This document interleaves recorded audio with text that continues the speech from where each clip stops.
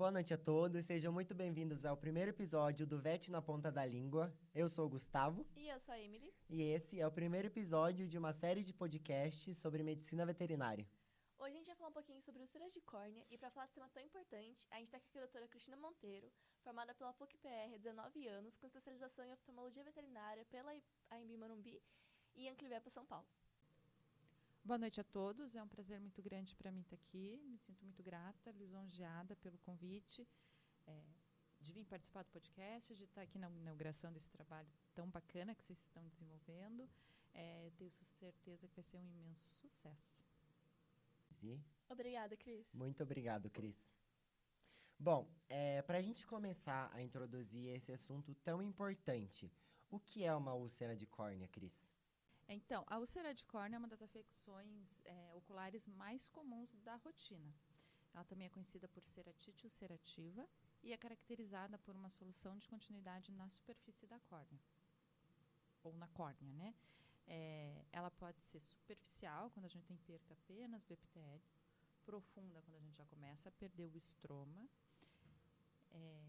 decimetocele, quando a gente já perdeu 100% do estroma e já tem protrusão da membrana de DCME, e perfurativa, quando já atingiu toda a extensão da córnea e tem extravasamento do conteúdo intraocular. Também temos as úlceras indolentes, que por falha nos M-desmossomos, é uma úlcera que tende a não cicatrizar, porque o epitélio tende a não aderir ao estroma. Certo, Cris. E quais seriam as principais causas da úlcera de córnea? Então, as principais causas de úlcera de córnea podem ser mecânicas, por deformidades anatômicas ou dos anexos oculares ou de regiões próximas, né, como, por exemplo, nos braquicefálicos, que a gente tem a prega nasal mais proeminente, muitas vezes elas entram em contato com a superfície ocular, gerando artrito e úlcera de córnea. Alguns braquicefálicos também têm o olho muito saltado e eles têm falha no piscar, eles não fecham completamente as pálpebras quando pisca. Isso gera falha na lubrificação da superfície ocular e até mesmo no próprio sistema de defesa do olho, né? Porque o piscar também é uma defesa. Deformidades nas pálpebras, daí a gente tem entrópio, ectrópico, triquíase, distiquíase, cílio ectópicos, colobomas palpebrais. Pode ser mecânica, um corpo estranho que entra em contato com o olho e faz a lesão, ou até mesmo coçou o olho, passou a patinha e faz lesão, tá? Temos também as causas metabólicas, afecções nos nervos trigêmeo e facial, autoimunes, nos casos de lúpus, pênfigo, pode ser por deficiência no filme lacrimal, nas ceratoconjuntivites secas. Pode ser infecciosas, né, as bacterianas, pseudomonas principalmente, herpes vírus nos gatinhos, pode ser fúngica, que já não é tão comum em cães e gatos. Eu acho que das causas essas são as mais comuns. Certo, Cris. E com relação aos sinais clínicos, quais são os mais frequentes? Então, o principal sintoma da úlcera de córnea é a dor. A gente tem lesão na superfície corneana, que tem lesão nos nervos da superfície corneana. Por reflexo, a gente tem espasmo no músculo ciliar. E essa é uma condição bastante dolorosa. Aí a gente vai ter de sinal blefaroespasmo, fotofobia, epífora. Associado a isso, a gente vai ter secreção, que pode ser serosa, mucosa ou purulenta, dependendo da etiologia. Perca da transparência da córnea por infiltrado inflamatório ou por disfunção da bomba de sódio e potássio, em úlceras muito profundas, que a gente tem o acometimento do endotélio. A gente tem a perca da função da bomba de sódio e potássio, que tem por função manter a córnea transparente, tirando o líquido da córnea, né? Vai ter neovascularização corneana. A córnea por si é um tecido avascular, com úlcera conjuntiva tende a mandar vasos para a córnea. Esses vasos podem ser superficial ou, quando a úlcera é mais profunda, já pode ter uma vascularização profunda, né? Uma injeção ciliar. E é interessante esses vasos porque a gente consegue definir mais ou menos o tempo de evolução da úlcera. A gente sabe que um vaso caminha na superfície da córnea em média 1 milímetro ao dia. Então, pelo tamanho do vaso, a gente consegue ter uma noção do tempo de evolução da úlcera. A gente consegue saber se o proprietário está falando a verdade, se realmente os sinais começaram hoje. E doutora, como que é feito o diagnóstico da úlcera de córnea? Então, o diagnóstico é baseado muito nos sinais clínicos, que são bastante específicos, no exame direto do olho, a gente enxerga a lesão, com o oftalmoscópio, né, para lesões menores, né, mais superficiais, a gente precisa do oftalmoscópio para enxergar e para avaliar outras questões, né, da lesão. Podemos usar a lâmpada de fenda, que nos ajuda muito a avaliar a profundidade da úlcera e também a fazer um exame bem completo da superfície ocular para a gente conseguir determinar a causa. É muito importante que a gente determine a causa, porque a gente precisa tratar a causa da úlcera também, senão a gente vai ter úlceras recorrentes. Também é muito usado no diagnóstico de úlcera de córnea o teste de fluoresceína. Ele é um corante que cora o estroma. Então, quando a gente tem perca do epitélio, o estroma ele é hidrofílico, então ele absorve a fluoresceína, tá? Quando a úlcera está profunda, que já é uma descemetocele, que a gente já não tem mais o estroma, a membrana de Descemet, a fluoresceína não cora, tá? Mas a gente ainda consegue enxergar a fluoresceína nos bordos da lesão. Também nas úlceras indolentes, que a gente tem um descolamento do epitélio, a gente consegue ver a fluoresceína entrando por baixo do epitélio corneano. Legal, Cris. E quando a gente fala sobre os responsáveis, quais são os principais sinais clínicos que eles observam em casa e que podem ser indicativo de uma úlcera de córnea para que eles fiquem em alerta para levar para o veterinário? Então, geralmente, as pessoas chegam referindo os sinais de dor. Blefaroespasmo, fotofobia, epífora, que também pode ser confundida com a secreção, né? A gente pode ter epífora e secreção. Mucosa purulenta, seroide. O olho vermelho. O paciente, eles referem que o paciente está incomodado com o olho, está coçando, está passando a patinha, está esfregando a carinha no chão, no sofá. E sinais sistêmicos de dor. Mudança de comportamento, perca de apetite, apatia. Alguns pacientes podem ficar mais agressivos, outros mais dengosos. Acho que os principais sinais são esses.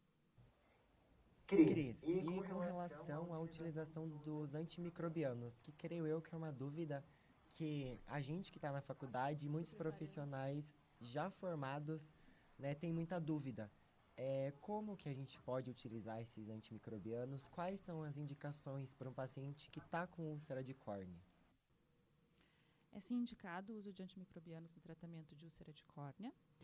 Quando a gente tem a perca do epitélio, o estroma fica suscetível a infecções, a aderência bacteriana, tá?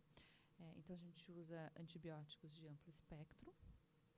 Para úlceras mais graves e profundas, é recomendado fazer um antibiograma, né? Uma cultura e um antibiograma. Apesar de que a gente não espera o resultado do exame para iniciar o tratamento. A gente já inicia tratamento de úlcera de córnea. É preconizado já iniciar com um antibiótico de amplo espectro, tá? Qual antibiótico que vai ser usado, né, a escolha do antibiótico, varia muito, conforme a gravidade da úlcera, a etiologia da úlcera e aspectos particulares de cada paciente. Tá? Nas úlceras mais graves e nas úlceras mais profundas, a gente associa antibiótico sistêmico também. Tá? O olho tem a barreira hematocular, que impede que fármacos administrados por via sistêmica atinjam o olho, cheguem até o olho. Quando a gente tem uma úlcera grave que tem inflamação, tem quebra dessa barreira, então o antibiótico sistêmico também tem uma boa ação, tá?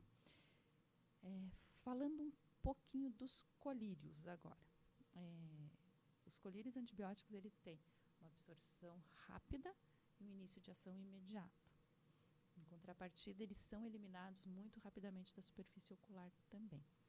Então, quando vai usar antibiótico tópico, né, colírio de antibiótico, minimamente a cada 4 horas, tá? Para a gente garantir uma quantidade eficiente de fármaco na superfície, na lesão, né, e evitar as resistências a antibióticos.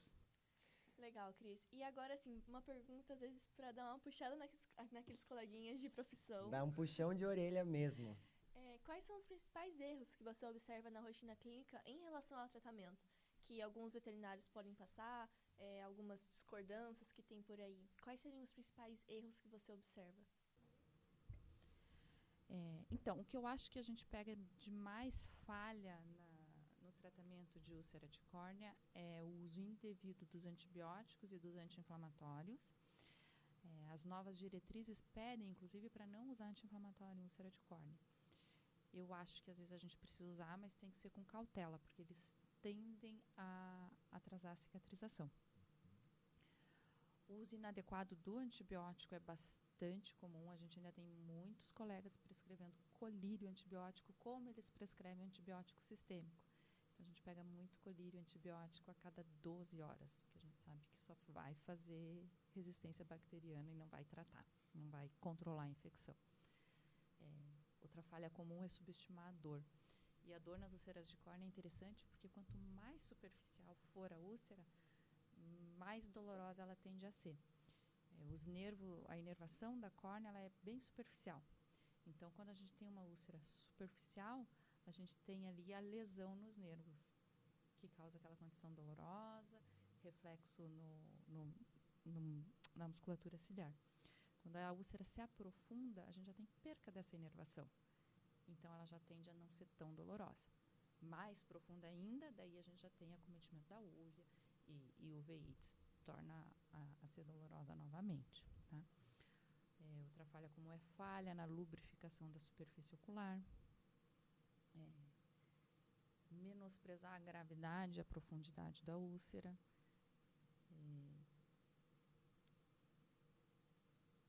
Eu acho que esses são os principais.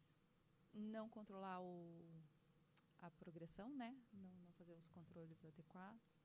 E Cris, para a gente começar a finalizar, quais são os casos clínicos ou qual foi o caso clínico que mais te impactou na rotina do dia a dia, desses 19 anos de profissão em medicina veterinária? Então, quando a gente fala em úlcera de córnea, tem alguns casos, né, bastante até, que nos surpreende. Principalmente quando a gente vê essas úlceras mais graves, mais profundas, que a gente precisa lançar mão de técnicas mais invasivas, correção cirúrgica, uso de enxertos. Algumas nos surpreendem, a evolução nos surpreende. Mas eu acho que eu vou relatar um caso meu que foi recente, já que a gente falou de antibiótico, que foi um gatinho que eu atendi, com uma úlcera profunda, e eu lancei mão da moxifloxacina, que é uma quinolona de 4ª geração, que a gente tem de mais moderno em colírio antibiótico. E esse paciente que tinha uma úlcera profunda, mas não estava contaminada no momento da consulta, voltou para mim 48 horas depois com a córnea em melting, que nos indica uma lesão uma contaminação muito grave. Então, fico alerta que eu usei o que a gente tem de mais moderno de antibiótico e a gente teve uma contaminação grave. Enfim, remanejei, troquei o antibiótico, fiz tratamento daí para melting, ele respondeu bem, esse gatinho já está bem, né? Ainda em tratamento, mas está evoluindo bem. Mas eu gostaria de deixar o alerta para que a gente use com cautela e com sabedoria, que a gente estude para usar antibiótico, porque a gente tem um problema bem grave, tanto na medicina veterinária quanto na medicina, não só em colírio, né, antibiótico sistêmico, de resistência bacteriana a antibióticos. Certo. E, Cris, a gente sabe que tem muitos estudantes que estão agora na universidade e querem se especializar em oftalmologia veterinária. Quais são as principais dicas que você deixa para eles, alguns conselhos, informações que são relevantes para eles levarem daqui para frente? Para quem quer fazer oftalmologia, a primeira dica que eu dou é seja um excelente clínico geral. Qualquer especialidade, a gente tem que saber clínica geral, tá? Depois procura um oftalmologista, peça estágio, esse oftalmologista vai ajudar também a orientar em estudos. Depois a gente tem várias pós-graduações no país de oftalmologia. E acho que e estudar, né? Quem Estudar quer fazer, sempre. Sempre vai ser o primordial, na verdade. quem quer ser veterinário tem que gostar de estudar, né? Pro resto da vida. Cris, a gente agradece muito a sua presença, foi muito informativo. Obrigado por ter aceitado ser a primeira profissional aqui a participar do nosso podcast. A Foi topar uma dessa honra. loucura, na verdade. Com certeza. Foi uma honra muito grande, Cris. Obrigada por toda a paciência que você teve para gravar e regravar de volta. A gente agradece bastante. Muito obrigado, Cris. Espero que esse seja o primeiro de muitos, que Com com certeza vão ter mais alguns em que você vai ser chamado. Obrigada mais uma vez, foi um prazer imenso estar aqui com vocês. Quem quiser, quem precisar, estou à disposição ali na clínica, é só me procurar para dúvida, para conversar, para estágio, enfim, o que vocês precisarem, é só me procurar ali na clínica. Bom, pessoal, esse foi o nosso primeiro episódio. Espero que tenham gostado, que seja o primeiro de muitos. Com certeza. Bom, primeiramente, queremos agradecer ao nosso coordenador de curso, o professor Jorge, a nossa diretora de campus, a Marcela, e a própria estrutura do Unicuritiba, né, por nos ter proporcionado e nos auxiliado nessa empreitada, e que seja o primeiro de muitos. Por favor. Também queria lembrar que a doutora Cristina é a nossa veterinária ali da Clínica Escola. Então, se alguém tiver uma dúvida sobre oftalmologia e sobre qualquer outro assunto, às vezes até a oportunidade de estágio, ela está disponível à disposição de vocês ali na clínica. Vocês serão muito bem-vindos. E é isso, pessoal. Até a próxima. Tchau!